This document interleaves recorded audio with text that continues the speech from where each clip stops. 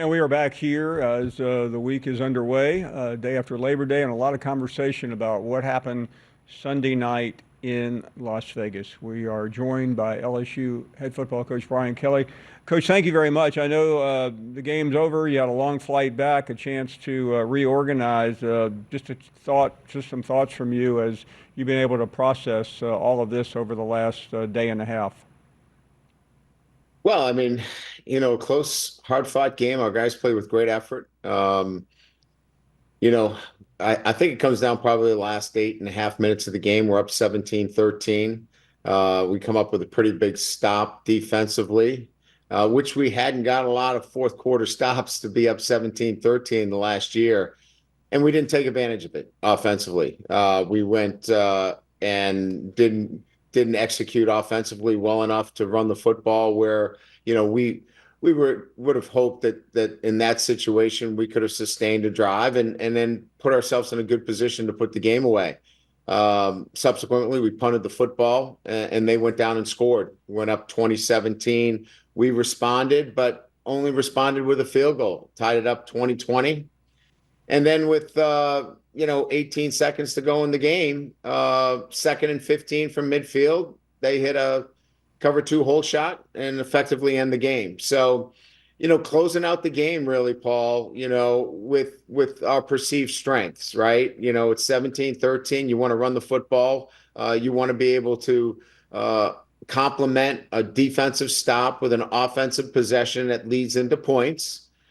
And then after a score, you obviously want to be able to make a stop there defensively. But, this is a football team that played hard, has a resolve to them, and clearly just needs to play, this game to the very end and make the plays necessary, and play their best when their best is needed. And we'll be all right. This team will bounce back, and this will be a good football team when it's all said and done. Coach, you've played these monster games the last couple of years, at least since you've been at LSU. Other schools are out there playing some school, winning 63-0, and they feel great about themselves. Do you like, I know I asked you this last week going in, but do you have any, I mean, the schedules are made, but I mean, do you feel these games help you, or do they put more pressure on you? Look, I want to develop our football team, and I would much rather do it with a win. However, winning a game 73-0 against an opponent that really you're overmatched does not tell you anything about your football team.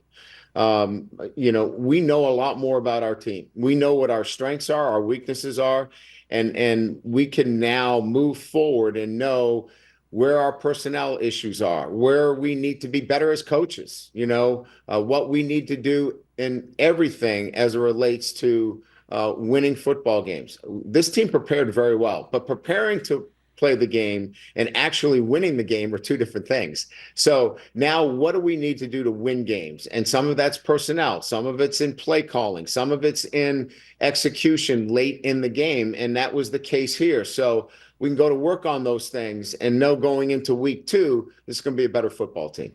Coach, I know most coaches, especially after a long trip back, are concerned about the next game and getting ready. But since we saw you last on the field, your post-game press conference has been, I've lost count of the number of times I've been part of it or seen it. I saw it on MSNBC today. I've seen it on ESPN. It's been on CNN. I mean, I know that's not, I don't know if that's good or bad. You're getting a lot of attention, but it's kind of weird to ask a coach to react to all the reaction, assuming you've heard any of it. But what are your thoughts on that moment in time, which was very dramatic and emotional for you?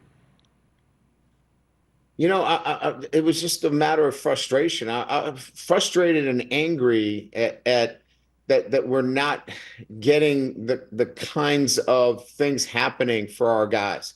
Our guys are working so hard. I'll give you an example. Kyron Lacey, right? He gets a personal foul penalty. He pointed his finger at a friend of his. And Kyron's been working on emotional control. He talks about it all the time. And so it's not something that he doesn't work on. And yet it goes against him. And Major Burns is a young man that every single day he's trying to work hard at these things, but they come and bite them at the worst times. And it's just, I'm so angry that these things keep coming up. They just don't seem to get the break. And it was just a matter of frustration that we're not getting the kinds of things to happen our way. The ball was on the ground 4 or 5 times, and it was just a culmination. Right after a game, you go to a press conference, Paul. You know how this goes, right? And you don't get a chance to watch the film or do anything like that. And it was just, there was the emotion of the game coming out, and the frustration and the anger that these kids can't get a break because they're working so hard to break through, and they weren't able to break through. That was really, in a nutshell, what that was about. Oh, I don't see a cast on your hand. I'm assuming you didn't break your fist slamming it. Listen, I'm not strong enough to create enough momentum to break a pane of glass. Well, again, I bring it up because you know the reality, and then you know what the world fixates on in a moment like that, especially when you're the only game of the day and one of the most watched games of the early season. Yeah, and again, all I will tell you is that, I want these kids to win. We put our heart and soul into it, and I know how hard they're working. I don't want them to be perceived as kids that don't care. They care so much.